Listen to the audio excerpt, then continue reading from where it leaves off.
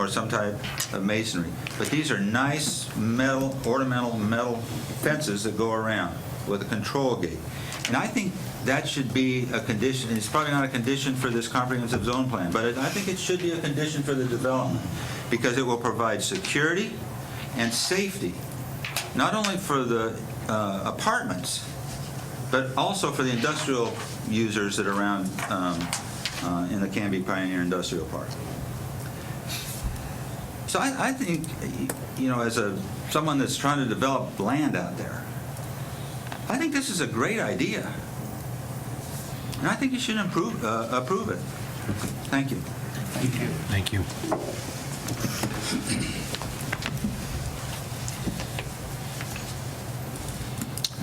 Mr. Mallory Gwynn.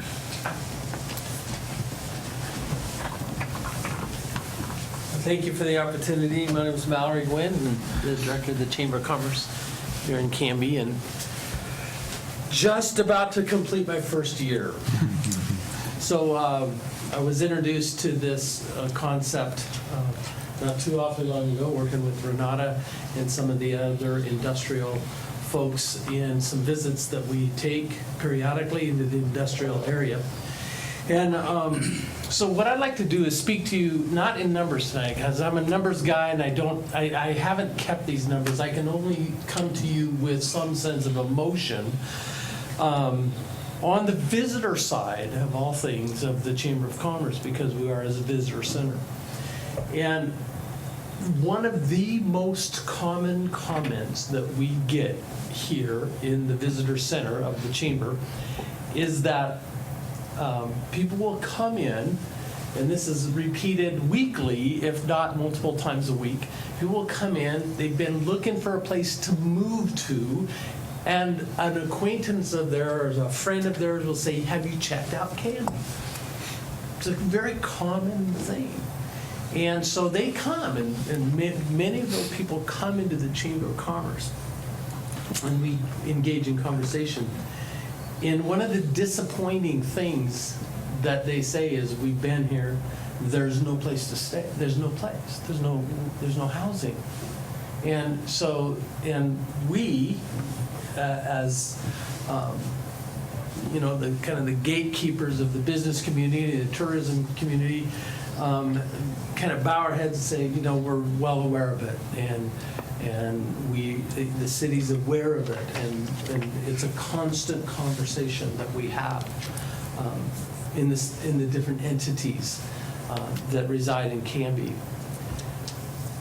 When I think of the level of work that Brian, we presented today, and I listened to that, and that's a world that I couldn't be involved in because I can't think of all of those issues. I'm so glad we have competent people that do that because there's very few people who can do that, right? And they do a great job of it. One of the things I was impressed about is that it was just facts. There weren't biased facts there. There was no emotion attached. It was just facts. And what that does tell me as a chamber guy is that there's opportunity, because when there's a bias there, then there's people have their positions and they'll guard their position. I don't see that. I don't feel that here. I just think there's facts, and it's time to address those facts. One thing we know is that there's a need for additional housing, whether it be single dwelling or multifamily dwelling housing in Canby. Do we have enough? No, we don't have enough. Will it be beneficial to the economy of Canby if we add more? Absolutely it will. Will it do wonders for the ability to grow that industrial park? Absolutely it will. I don't think anybody could argue that it wouldn't do those things. Are there downside issues like traffic and those things?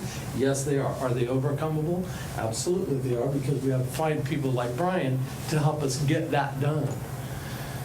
But the beauty of it is that we have a common vision and a common mission of a not a bedroom community, even though we're called that a lot, but a community that wants to maintain its character and yet grow and succeed and prosper. And when I look at the industrial side, I look at the manufacturers that we have. These are world-class manufacturers. These aren't low-budget manufacturing. When we see parts being a single aircraft part that costs $30,000, and it's just this big, and they produce it from a chunk of aluminum this big, and they whittle it down, and they do their thing on it. And that's the level of manufacturers that we have. It's a beautiful thing, and we can attract more of those as we provide the necessary needs and amenities for the people who work those businesses and grow those businesses. So from a chamber's perspective, I tell you that one of the most common comments is that we don't see a place to live here. When I hear of a project like this, I think, hallelujah, we've got hope. We've got an idea that's a good idea that has substance, and we can move forward on it, and we can overcome the obstacles that are in the way of doing that, and everybody wins. And that is what we call a win-win synergistic solution. And so I'm absolutely in favor of this, and thank you for the opportunity to speak. Thanks, Mallory. Appreciate it. And last but not least, Renata Mengelberg. Didn't know she needed a yellow card. Normally, as the Economic Development Director, you would expect me to come before you and say, absolutely, you have to protect every last scrap of industrial land, because that's the vision of the Canby Pioneer Industrial Park, and that's why we invested years and thousands of dollars in putting infrastructure and roads in place to attract employers. I'm not here today to do that. I support this project, and I'm encouraging you to support it as well, and I'd like to tell you why. Canby's really fortunate to have a significant supply of industrial land, and it's not just land, it's served, it's actively on the market. Many of it is certified industrial, or at least decision-ready industrial. It's prime stuff. It's ready to go, and it's starting to move, but it's not moving as fast as we would like it to do. So what is missing? I've worked with Jeff Gordon over the many years I've been here, trying to help move his property, and I can say he's had it on the market for $3.99 a square foot. The asking price in the industrial park is $525 to $625. It's significantly below market price. And not only that, Mr. Gordon is a landowner that that has a skill set that most don't. He could do on contract. He could do a build to suit. He could do all kinds of creative arrangements because he owns the property. He's a developer of the property. He's an industrial developer. Even with all of those great attributes that he brings to the table, still hasn't been able to move the property. Before him, Barry Kane, no slouch of a developer, owned it for years as well. He couldn't develop it either. So it's not the developer, it's the site. Industrial developers want square or rectangular pieces of property. This is anything but. So how can we make something happen on this property? One of the things we looked at was a team track idea, getting multiple public access to rail. And we did a study about a year and a half ago, asked businesses in the Canby area, would they use it, looked at a variety of configurations that would be inexpensive or more expensive, and we just couldn't find the market demand. And that would be one potential use of the site because it has rail access to it, but there was no market demand and there wouldn't be one in the foreseeable future. So that's probably not the best idea. We also did the housing study, as I passed out earlier to you, that demonstrates that most of our housing is 35 years old. They don't even have to advertise. A lot of them don't even have websites. There's waiting lists, and you just can't find housing. And as several people mentioned before, the new development trend is to integrate housing with industrial. We've been doing business outreach visits now over the past couple of years. The mayor's participated in a number of them, and the Chamber of Commerce director almost always comes. And one of the emerging, it's not even emerging, it's been out there for a long time, we need qualified workers. We did a recent business study, and over 60% of our industrial manufacturers said that they're having difficulty finding qualified workers for their needs. Well, part of attracting, now that the market has turned and it's more of a worker market than an employer market, especially in some of these skilled areas, having good housing nearby is definitely part of the picture. So we have to look at the whole. I mean, we're selling in economic development, we're not just selling the industrial park and the sites, we're selling the whole community, the whole package. And if there's a deficiency, which affordable workforce housing, apartment housing, a variety of housing that people that live here can afford is a deficiency. So this is one step to start working on it. The millennials are the types of workers that these industrial businesses want to attract, and they're a different kind of apartment dweller. They want to live close to where they work. They want to be near a bus line. They want to be near a park, near a grocery store, near restaurants, and medical services, all within walking distance. Some of them don't even want to drive, don't even want a driver's license. So this particular parcel has all of those amenities that would appeal to a millennial. We've heard and seen great pictures that this apartment development will be a high-quality development, very secure space. It'll offer a lot of amenities that aren't available and can be today, and the rents will be at a price that our workers can afford. Without this proposal, I predict that the site will remain vacant for many years to come, and that would be a shame as the first industrial site that you see as you're coming into our beautiful park. Worse yet, it could become an outside storage yard. That's what it's zoned for today. And that would be a shame because an outside storage yard has no investment, creates very few jobs, if any jobs, and it would potentially be an eyesore right at the gateway of our industrial park. So high assessed value, high amenity, apartment complex, meeting the needs of employers, lay down yard. So with all that, I encourage you to support this project. Thanks, Renata. All right. Any opponents to this project? I don't have any cards in front of me, so rebuttal at all? Anything from the applicant that you want to add to, or no? Okay. Other than we support all the conditions, including any conditions you want to put on there, but that's support. All right. All right, well, I'm going to close the public hearing. Any additional questions from us up here of staff for the, we need to clarify it all? I have one, Brian, Mr. Brown, the zone change conditions. Are those items that are things that we are deciding tonight? If this moves forward, is this decided at a later date? Yes, what we've done is prepared an ordinance that's necessary for comp plan and rezone, and that's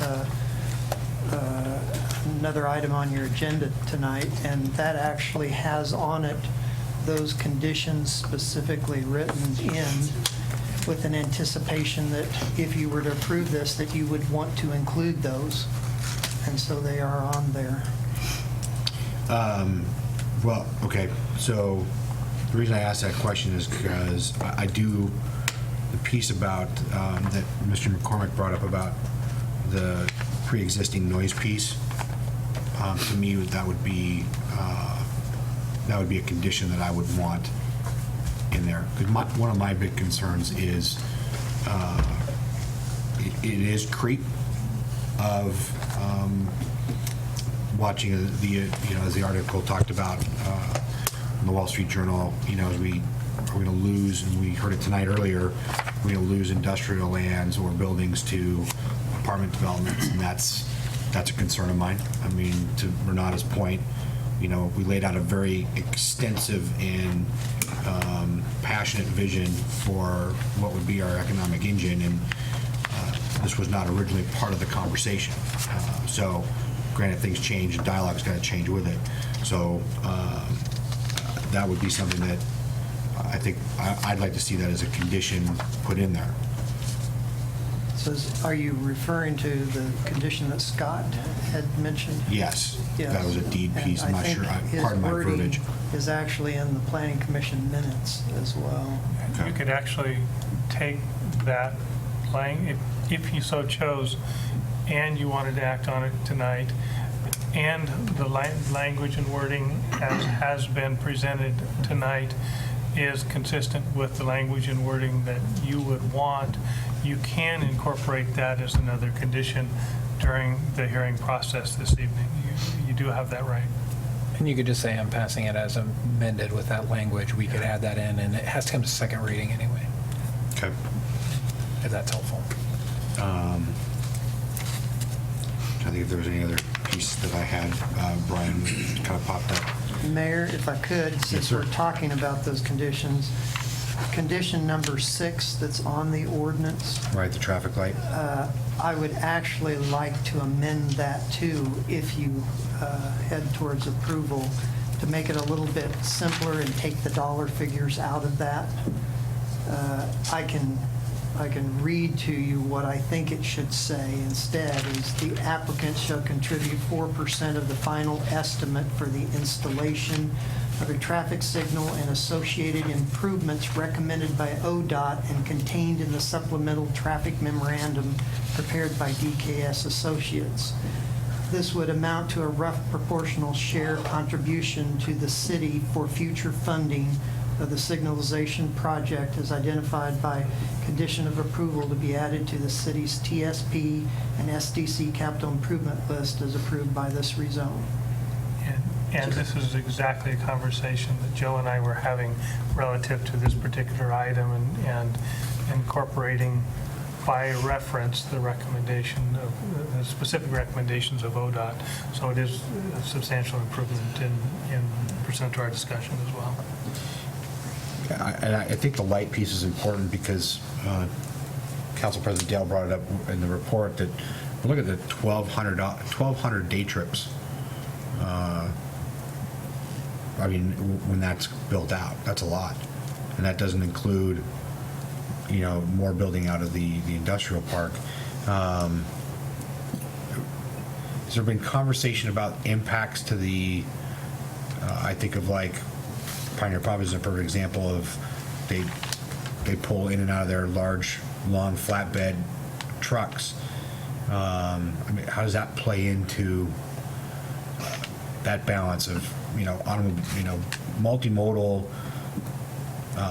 pieces, along with now we're at it. We've got existing large, semis coming in and out of there, Kendall Florals there. It seems like 1,200 is a lot. I mean, we're already at a failing intersection. Is there more that we need to look at in that intersection to improve that? Yeah, I'm not. That's maybe a bigger, further on down the road It question. probably is a bigger question, but basically Sequoia Parkway is designed to handle this level of traffic. Okay. The issue is that they've been used to having no other traffic in this industrial park, and they're doing things with their truck that they probably won't be able to do when the park is built out and there's other traffic on the road. Yeah. Okay. And that, if you look at daylight and normal traffic, that's an average of 2 cars a minute. So when you say 1,200 cars, it sounds like a lot, but when you break it down to reality, other than your morning commutes and afternoon commutes, doesn't matter where you are on Ivy Street, we're going to get 3,000 cars.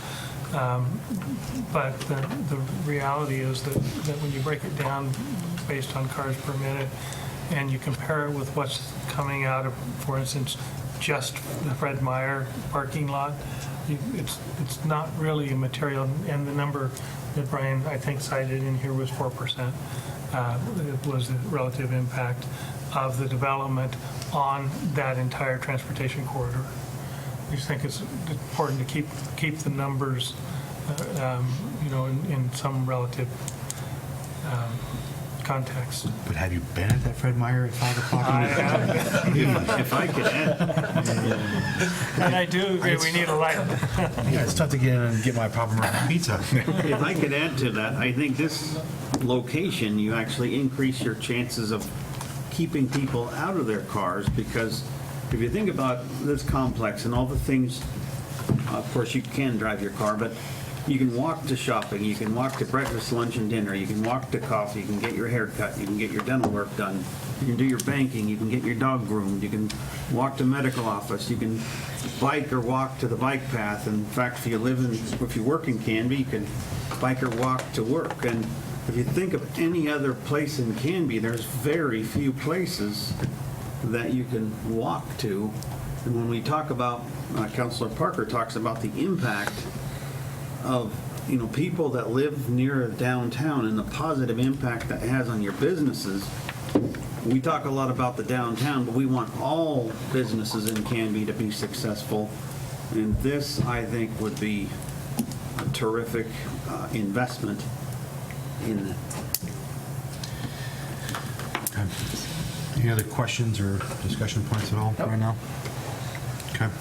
I'd like to make maybe an agenda change here if I can. I'd like to move under resolutions and ordinance. I'd like to move C up, make that our first piece of business here, so we just keep this continuity of conversation. Okay. Actually, that's your authority to do. I know, I just thought I'd ask anyways, trying to be polite. Okay, so I think that we've closed the public hearing, we've had our questions and discussion for the most part, and we'll get into motions here and have further discussion, I suppose, next. So, are you handling Kim's duty by reading? Yeah, we can move on to resolutions and ordinances. We'll start with C. Thank you, Brian. Ordinance 1423, amending Canby's comprehensive plan land use map and zoning map from heavy industrial HI and M2 to high-density residential HDR and R2 respectively for an approximate 7.6 acre portion of tax lots 2101 and 4900 of tax map 31E 34C as adjusted by LLA 15-04 at 235 South Sequoia Parkway. This was the matter that you were just having a hearing. Great. Thank you. Thank you, Joe. Joe's good. You'll make our city recorder proud. She's trained me well just by proxy. That's good. So I definitely, I need a motion and a second, and then we will have, I'm automatically just going to have some discussion. So to get that rolling, I need a motion, please. Sure. I move that we accept Ordinance 1423, amending Canby's comprehensive plan land use map and zoning map from high industrial to high-density residential, respectively, for an approximate 7.6 acre portion of tax lots 2101 and 4900 of tax map 31E 34C as adjusted by LLA 1504 at 235 South Sequoia Parkway. Second that. Motion's been made by Councilor Height and seconded by Councilor Coleman to approve Ordinance 1423, amending Canby's comprehensive plan land use map and zoning map from heavy industrial H1 and M2.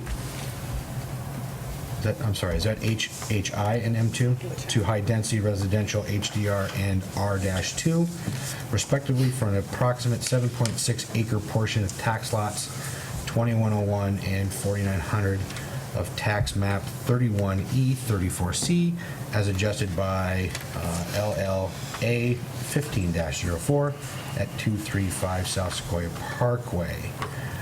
Discussion. May I add, and I want to clarify with Brian that this is correct, but may I ask the maker and the seconder to add the provision to incorporate the conditions of the proposed change in zoning 1 through 7 plus number 8 as described by Mr. McCormick? I'd like to have clarification on point 8. Can somebody repeat the language of that? And if Okay. you were going to say yes, I was going to walk out in the audience and get it from him and read it to Okay. you. It's the nuisance Yes. language. That's okay. Okay. Scott, do you have that right there?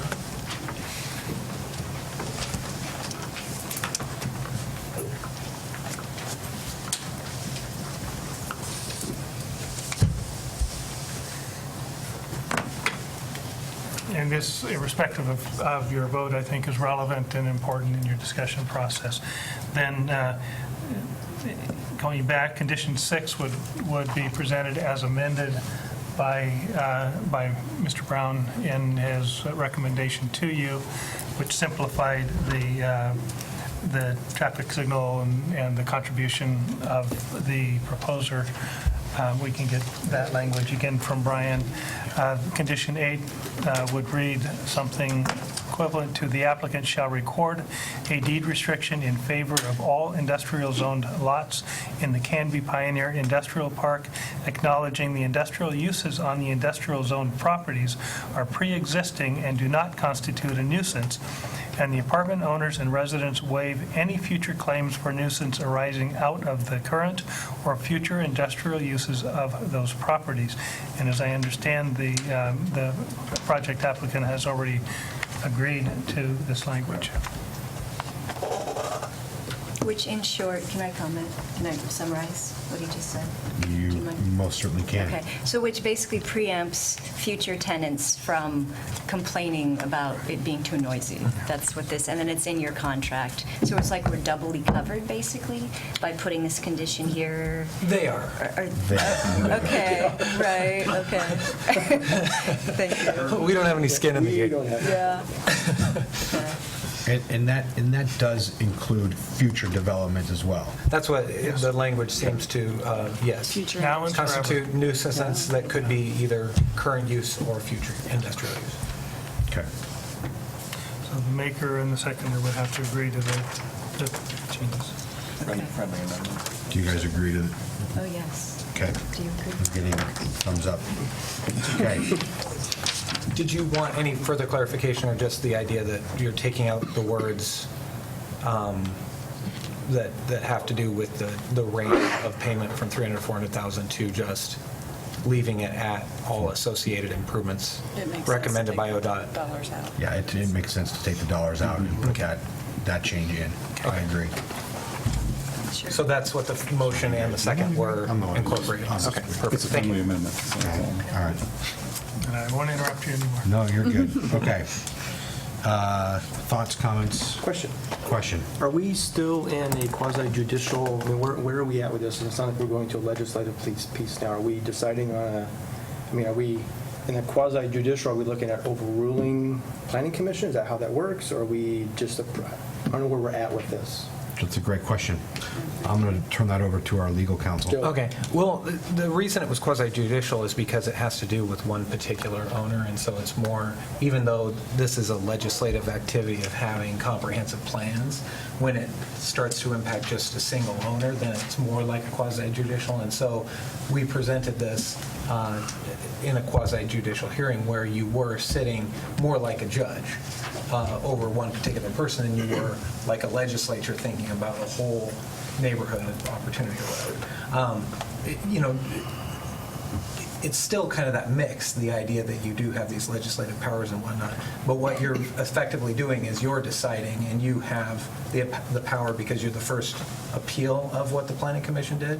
You're just deciding whether or not you would approve it, if that's helpful. Although clarification, but technically this isn't an appeal from the Planning Commission because they were advising, or was this the protocol that was necessary to take anyway in this sort of comp plan change, Well, right? you are the only authority in the city of Canby To ordain, basically. to ordain. So But- this would fall to you on this. The action of ordaining is itself legislative, but the way in which the decision has to be made affects one person, so it's kind of a quasi-judicial use of your legislative powers. Yeah, so it would be to take the quasi piece out of it. If we were impacting a larger sector of our Canby population, then it would be more judicial. I was thinking back to... No, legislative. Sorry, legislative, pardon me, more legislative. I was Okay. thinking back to the last quasi-judicial thing we had, where we were overriding, or being asked to override a staff recommendation or denial. So I'm just kind of making sure They this is denied it, so different. they appealed it to us. Right. Right. So that's because of the legal pieces that the Planning Commission and what role they play, if they make a decision, the next body really that can be appealed to is this one. So if we make a decision and this group goes, we don't agree, then they take it to the next level, which is the LUBA, Land Use of Board of Appeals. So, and that becomes a bigger, then, yeah, this whole thing kind of keeps going, or keeps being talked about, so. Months and months and months go by. It could be, yes. Like Fred I'm still Meyer. in the gas station. Maybe- Even when you prevail. yeah. So, okay, so we're all good on? I understand where we're at, yeah. Okay, Thank all you. right, Thank you. good, yeah. Did you have any other comments or discussion pieces at all? Not yet. I may though. Okay. Anyone? Well, yeah, I'm excited. I mean, Yeah. yeah, there's clearly a need for housing. I mean, I know people that want to move. I have a relative that actually wants to move to town, and he can't. So this, I mean, on a personal level, but not just a personal level, clearly it expands inventory. It's a weirdly shaped piece. It just, I mean, every point that all of these speakers gave, I agree. The comp plan, I mean, I've looked through that recently. The points were well stated in the staff report. I mean, there's all these, we have these goals, we have these policies. They conform to all of these goals and policies, in my opinion, and I just think, awesome. Yeah, so I'm excited about this, in a nutshell, yes. All right. Yeah, Mr. Mayor, I'm especially pleased that the chamber has come out in support of this. We haven't always agreed with the chamber's position sometimes on things, but I really appreciate their support for this, and and business people as well, that this is good for business. And you know, the thing that I've noticed around town is help wanted signs sprouting up more and more. And where are you going to be recruiting for that? And Councilor Rocha and I had this conversation when the annexation took place. I said, it's a lot of land coming in here, and how much of it is affordable? And I think we agreed most of it was going to be a price point of about $350,000 and above. So I think we're addressing that part of the market, what they call, I guess, executive housing, where I think Canby has not stepped up, is addressing the needs of the workforce. And this is a golden opportunity to build something where people can walk to work, they can walk to, I forgot about the dog groomer there, and make this town a more walkable place. A little disappointed about the railroad scene, but hey, you know, you don't get everything you want. Thank you, Councilor Parker. All the ideas of the housing, all are great. I'm not convinced that it needs to go in the industrial park. Okay. Where would it, can we just dialogue here? Yeah, Where would that's what it this is about. go, though? 'Cause I don't there's- know if the idea of, I know we need housing. I don't think that justifies the need for a rezone, in my opinion. Okay. Are you concerned about this creating a slippery slope for a future No. rezone, or? I just don't think, if there was housing available or a lot available, we wouldn't be having this conversation. We're only having it because we don't have property. I don't think that's a justifiable reason to rezone a property. That's just my opinion. I like it. I think they'll be great apartments. Don't get me wrong. I think they'll do a great job. I just don't approve. I don't agree with being industrial park. You want to save that for industrial I'm going development? to save it for the prom. Wasn't that the comment we had a couple years ago? Save it for the prom. We were keeping her for the prom. Wasn't that what it was about? As long as she's not going to be an old maid. But there's I'm not taking my mom to the prom, no. I would agree with Councilor Rocha, and I do actually think it does set a precedent if you're going to change a zone for one particular project, and then, well, someone else is going to have a project that they're going to want to change the zoning for, and then, well, why do we bother have zoning? Call it Texas. Anyway, just scrap it all. And it's also a rezone in the urban renewal districts, so that poses other issues. So That was sounds my like a secondary fantastic project. It looks beautiful. I do agree that there is a need for housing. I think we need to look harder at other locations. What's the, you mentioned the urban renewal piece. what's the concern there? Well, the concern is you're going to rezone industrial to residential. They're going to require police and fire services, at which they'll get, and schools, and the funding will not go to those services until the district closes. So, but the need for the service would still be there. So that'll have an impact on our city budget. It'll have an impact on the fire district's budget. And the fire district's and only it'll looking have at an a impact levy. on the school budget. Is it the impact you're talking about, is that more surely because of the numbers You're of people? proposing we're talking- 166 units coming in that are going to require those services, but no more money going to those services. Mr. Mayor. Yeah, 1 second, Councilor Parker. I just want to get my mind wrapped around that as well. I mean, does that play into any different than another Shumatsu type business with 120 employees? I mean, it's still a matter of services being needed, correct?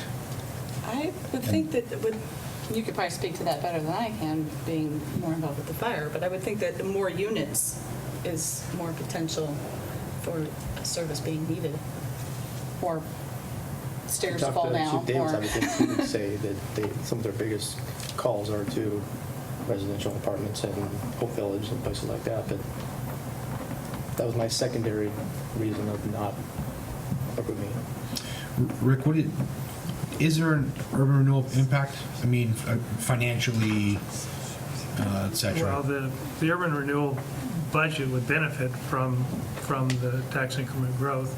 The base would remain with the underlying property distribution, but it's just the growth would go to the urban renewal fund.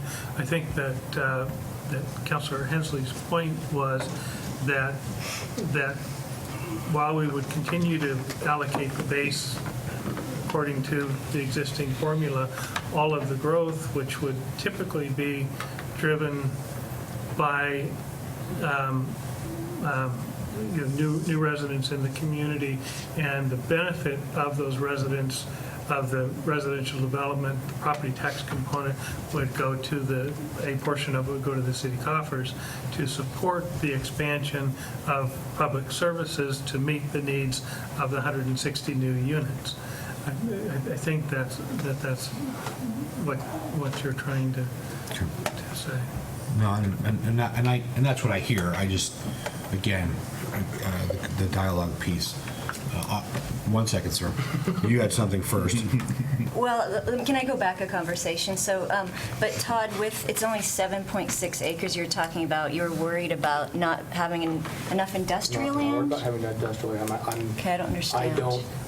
My position is I don't think the need for the apartments necessitates us to do a zone change.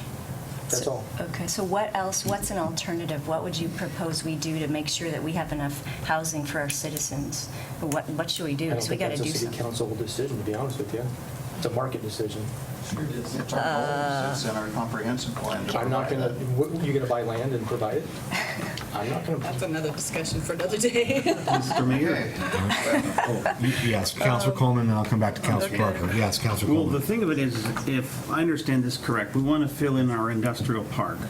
But we take note of the fact that 80% of the people that work here don't live here. So we might as well put on a sign that says members only. We want to attract businesses to our industrial park, and I think that by having a good inventory of housing, you're going to have a greater chance of attracting businesses to your parks. And I think that we have to remain very flexible. I think that while the first library plan didn't work out, I think it ended up in a better spot. And we got there by being flexible. In fact, I think I'm very excited about the library civic building. And, you know, we had some tough walls to go through and hurdles to go over. And I think that, you know, Canby's a wonderful place. People want to work here, live here, and let's let them do that. Councilor Parker. If I can ask the city manager, did this agenda make its way to the fire chief? Was he aware that this is on the agenda? I didn't personally deliver it, but the chief is generally aware. The Canby Fire did comment on the application. Did they object to this? It was Todd Gary, and that was not, I'm asking the The city fire manager marshal. for testimony right now. I didn't receive any comments. All I can speak to is. And he's not here tonight, and the superintendent is not here tonight. And Tracy, I'm surprised at you. You know how schools are funded. It is based on a per-pupil basis. So for each additional pupil that goes into that classroom, there's $8,000 more. So, and also, we don't have the police chief here jumping up and down saying that, you know, so I'd like us to stick with the record, not hypotheticals. And you raise the police, and you raise the fire, and you raise the schools, and we have no testimony before us on that. And I think what we need to do is rule on the testimony before us. And I certainly know, you know, the police chief, if he's concerned that he's not going to be able to police this, he'd be here. And the same way with Jim Davis. If he was thinking that this was going to cause a problem, he'd be here. And the same way, certainly our school board would be here if we were taking anything that was going to be impacting them. So I think we need to be careful about drawing hypothetical arguments here that we have nothing on the record that supports any impact on schools, fire, or police. good point, Rick. Okay. Yeah, I agree. I think we're throwing up unnecessary obstacles. I mean, if you look at this, then why, I mean, we had that land annex last November, you know, the acreage from 13th all the way up to Baker Prairie area. I mean, there's lots of new construction, there's lots of new homes. Are we worried? It's just growing pains, guys. I mean, are we worried? The police aren't going to be able to police all these new residents. There's going to be more fires, yeah, more students, but we can absorb that. Sure, we're a community, we can do this. This is a great opportunity for us. And I don't think we should let fear or other sort of obstacles stand in the way of that. Well, I agree with a point, Councilor Height. I mean, I don't think it's necessarily fear. I think that's not what I'm hearing. I think it's just concern in you know, going back to looking at our industrial park, like you said. I mean, you're right, it's 360 acres, and we're a third full, and what's 7 acres? Right. Like I brought it up earlier, that initially hearing about this, reading through the material, you know, if we're developing that, and I'm glad that we've got that buffer, what happens when the buffer doesn't sell and they aren't able to develop it? Then are they back asking for, we're just going to turn that into more apartments? You know, there is that residential creep component that is a concern for me in that regards. Okay, so I'm not hearing fear of apartment complexes or whatnot. But we have the power to stop that when the time comes. I mean, if it comes We do. before us, then we say, nope, we have our apartments here, It we're can going be to draw the line there. You're absolutely correct. It can be a case-by-case basis, and that's where a lot of these things, when, yeah, they do come up, or does somebody else stop in and go, well, you know, Gordon Root, Brian, what was the name of his development company? Gordon Roots, do you remember? I don't. Okay. I hate throwing his name out there, but I'll use Gordon's name. I'm sure he'll call me later about it. He went in and he wanted a zone change because he wanted he saw something different for our industrial park at the time. It didn't work, or it wasn't the right timing, or whatever. So you're right, those things will come up again, and we've said no to a couple of things out in the industrial park that didn't fit the original, or what we see as the vision for the industrial park. So I hear both sides of it in terms of the, you know, well, what will happen or what could happen, and well, this is a great thing. Yeah, I hear both sides of that. And so I just caution that we're not fear mongering. I don't think is what's happening. You know, so okay. Okay. All right. So I'm going to throw in my 2 cents here because I have an opinion, and so I'm going to state it. So I think the big question is this the right spot for this? That's something I kept coming back and grappling with, and you know, feverishly, my drive time between here and Portland, because I don't work here in town, but I do live here in town. we throw around, and Councilor Parker and I have had a couple of exchanges and conversations about affordable housing, and define affordable or low income, or what is that? And that is a huge conversation for our community right now. And you look at Dinsmore Estates is a great example of a development that went in and went up quick, and the average house price in there is $350, $400, $450. That's for a single family home. Canby is one of the most densely populated cities in the state of Oregon. And that's not our fault as much as it is things that are outside of our control. So we have to work within those confines. I look at the industrial park, and Renata, I appreciate your input on that as well. And we had a distinct vision was created for our industrial park. That was our engine. That pays for a lot of the things that we want to do eventually as a city. When it's not filled or it's not being built out, that's revenue that we're not gaining and getting into the city. Now, residents in an apartment complex, that is economic development. That's people in restaurants, it's people, as Clint said, getting their dogs groomed. So, pardon me as I just kind of go through my thoughts from today. We do have a housing situation in our community. It is price, it is lack of homes, and demand for what Canby has to offer. We have a great community. We are passionately trying to hold on to our agricultural roots and I almost want to say Rockwellian pursuit of a community. And that's attractive to people. That's why we have great turnouts for 4th of July and our tree lightings and car shows and those kinds of things. Those are big things. We often hear we need more apartments or quote-unquote affordable housing. Okay, so to the question that was brought up earlier, I believe the phrase is it NIMBY, not in my backyard, is often, it's great. Yes, we need more affordable housing until we go, we're going to put it over here. People go, whoa, time out. Not over here. I don't want it. So for example, I live southeast end of town, right next to Feist Farm. Well, that back 2/3 is being developed currently.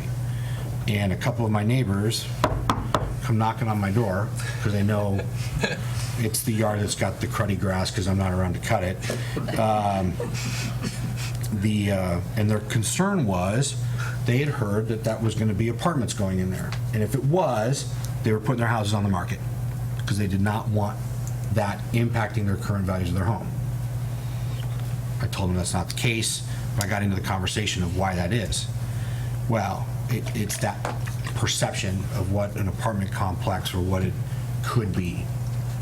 Well, perception is reality for people, and that's sometimes hard to argue. This is fairly attractive. I've not been to your other ones. I, again, steered clear for tonight's conversation because I didn't want that. So if not here, where do we do that? We've had that conversation a couple of times in the last couple of months. Where does that go and when does that occur? That's a hard thing. We're talking about it downtown. I mean, ideally, downtown, closer to downtown would be great. To your guys' presentation, you're right. That's knocking down houses. Is that 10 years? Is that 15 years? Is that, how long does it take us to get there? So to me, it is a worthwhile project. It is something we need to look at. I'll go back to my concern. I almost wanted to throw in there, needing them to develop that light industrial space first to prevent that creep out, because that is, we see it. We just heard it again tonight, when you can, if you're going to build houses or apartments, and that's a bigger revenue piece, we know that's less on city services to be able to provide service when they're when it's condensed like that. So our vision, again, going back to the vision of our industrial park, we are heralded as a tremendous asset to the metro area. We are one of the few communities that have available buildable, almost right there, shovel-ready land for businesses to come to. Metro I hear it, they scream and complain about there's no employment land, so they're looking at other communities. Well, there's Damascus, and we know the mess that is. Estacada, they're just starting. Malala, just starting. And then Canby. Canby always comes up in conversation being ready to go. So I look at that piece and I go, are we, to your point, are we tying up, this is a forever change. This goes in, this doesn't change.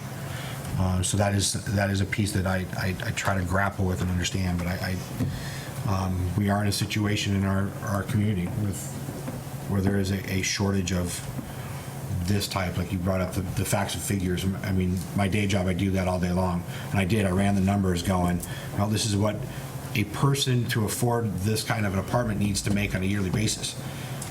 Then you throw in, power, water, cable, telephone. I mean, so I know where that income level is, and that income level is not what I think the term affordable or low income housing. That is that 40 to 45,000, maybe 50,000 plus a year income to afford these complexes.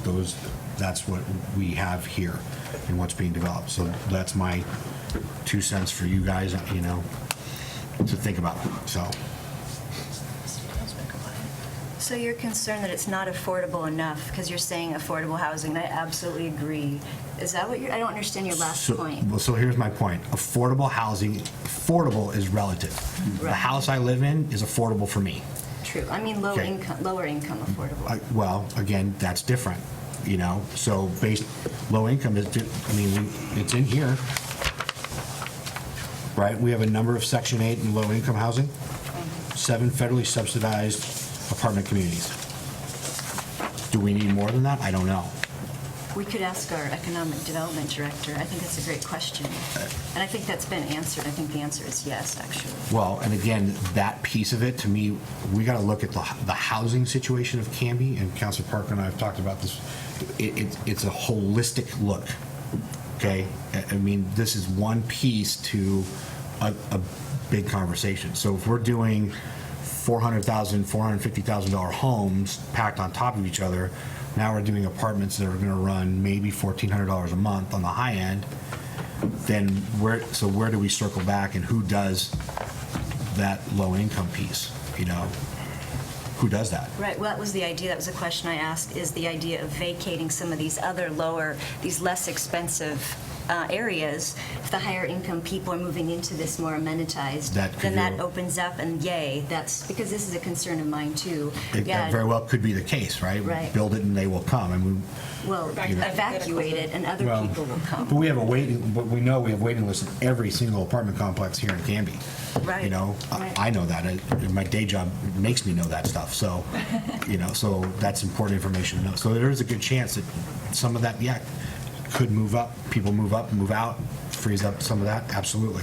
Right. So I don't know. I'm not concerned. I just think it's a huge conversation that we as a council need to look at as a policy standpoint and a comp plan look.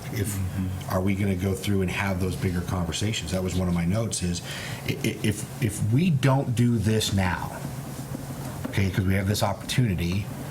Okay, one, where does it go? Because you're dealing with the not in my backyard piece. You're looking at trying to amass acres to be able to do a complex like this, or and that's a different, that opens up a whole other can of worms. So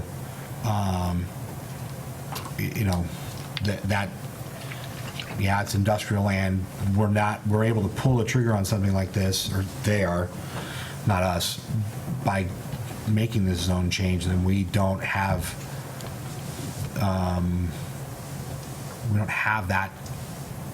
that not in my backyard argument, or the harder decision perhaps of trying to amass the land or move into some other phases to have to do that. That was the comment I was making earlier about a political lift. I mean, I had a relative who was watching from a distance the Redwoods presentation, And his comment was, look like there's this little tiny pocket down here with multifamily, and then the rest is up there. But I've talked to people around town as well, and I think it's a given that any annexations that come in will be at market value. Yeah. We are not going to annex land for workforce housing. And this is a golden This is true. opportunity to do that. And Yeah, that's true. if I could add a couple of things too, I think Yeah. you have to take into consideration the fact that we have an outstanding economic development director who endorses this. And this is what she sees and reads through every day.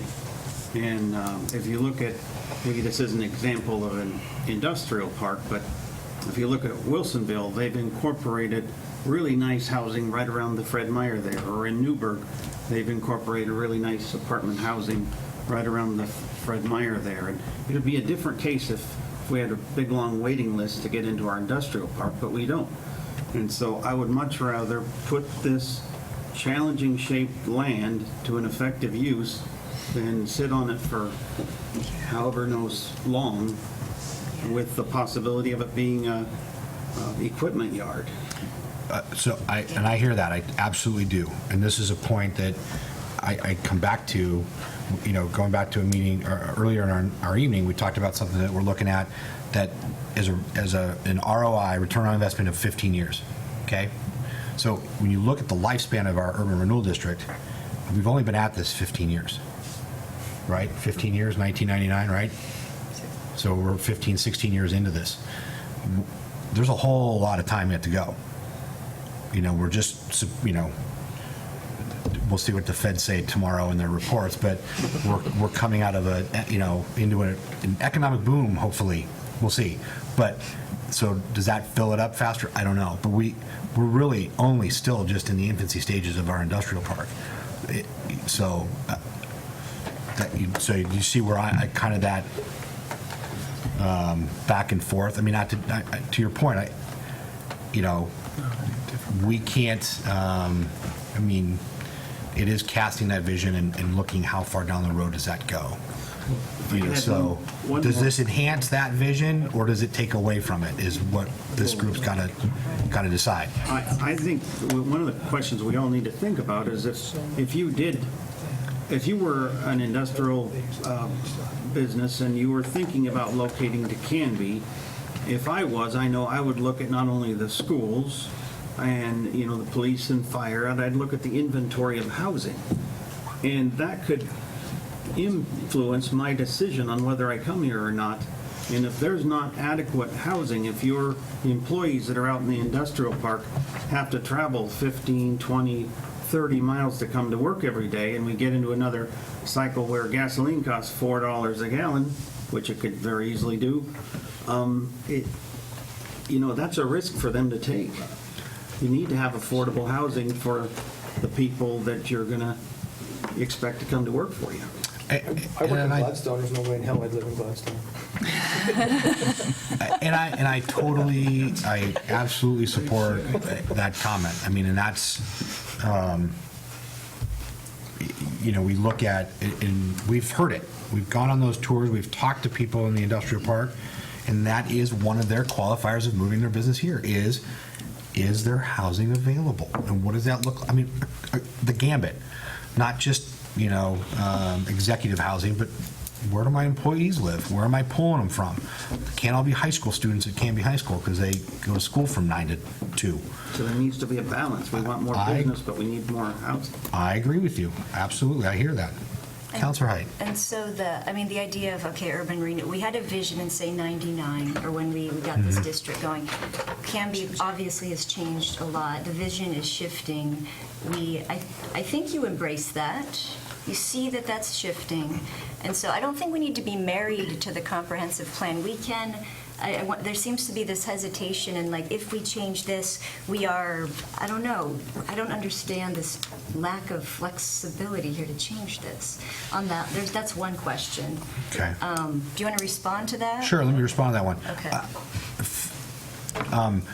As far as, no one likes change, changes, okay, most people don't, I won't say no one, most people don't like change. Okay, I mean, they don't even like change in their pockets, because then they feel, it just whatever. So change is hard. It's getting No, I know, well, but, so, I don't think anyone's hanging on to the comp plan. I think it's just adjusting what are the expectations long-term for our community, and the look of our community, and the feel of our community. Does this, in this location, enhance, take away, make it even? So I don't think it's being, the comp plan's important. I mean, we have to have a comp plan, and yes, there's a little ebb and flow to it, right, Brian? We're allowed a little ebb and flow to the comp plan, but not a lot, so it's a change. So your second point was? Right, so the not in my backyard syndrome. Yes. This seems like a really great solution, is it's not in anybody's backyard except the industrial Absolutely. folks, and they give it their blessing. Yeah. The railroad, the park, Fred Meyer, I mean, this is beautiful. You won't hear complaints from people in your neighborhood or mine or any of our neighborhoods because they're, far away. So this is perfect. This is a perfect solution. Well, to and maybe, that is, you're correct, and that is the piece, right? So is this the right place for this? I'll leave it at that. Is there any, are we good? You got other I comments? guess so. No, I mean, if there's more. We need housing, we do need housing, I just don't think it warrants a zone change. Can I Let's call go for ahead the and- question? You want to call for the Let's question? call for the question. Okay. Let's call for the question. So question's been called. All those in favor of approving ordinance 1423, amending Canby's comprehensive plan, land use map, and